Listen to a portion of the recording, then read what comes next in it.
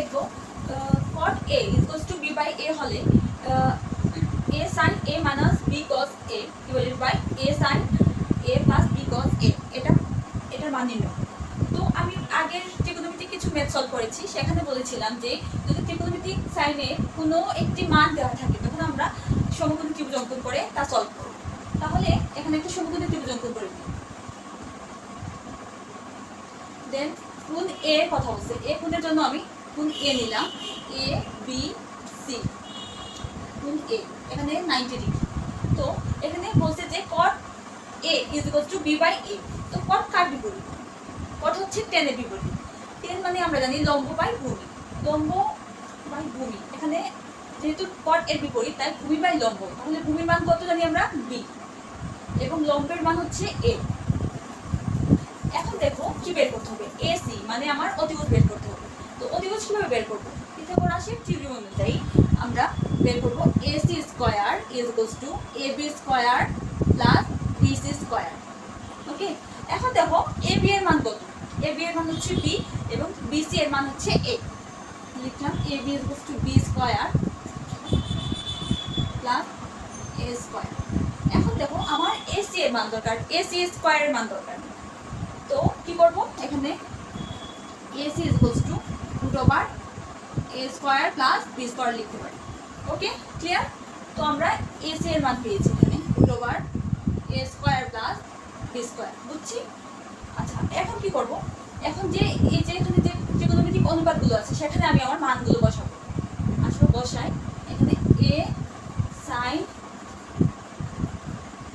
A minus B cos B, sorry A sin A plus B cos A। এখন দেখো sign মানে কি? Sign মানে লম্ব বাই অতিভুজ। লম্ব কি? A এবং অতিভুজ হচ্ছে root over A square plus B square. লিখলাম A ইনটু এখানে A into A by root over A square plus B square minus B cos। cos মানে কি? ভূমি বাই অতিভুজ। ভূমি এখানে হচ্ছে আমার B এবং অতিভুজ হচ্ছে root over A square plus B square, root over A square plus B square.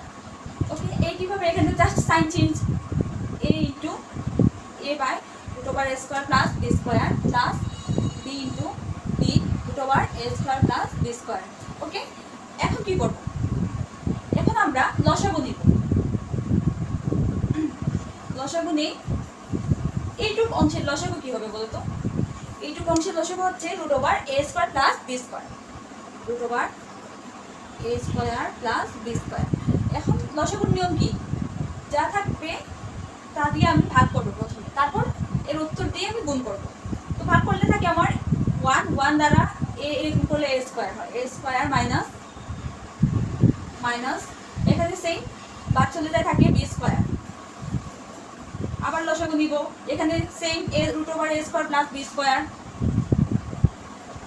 এখানে A square plus B square, just sign change. এখন কি করব বলতো? এখন আমরা গুণ করব, A square minus B square root over A square plus B square into, গুণ করলে তারা তার জায়গা চেঞ্জ করে, লব হরের জায়গায় যায়, হর লবের জায়গায় চলে যায়।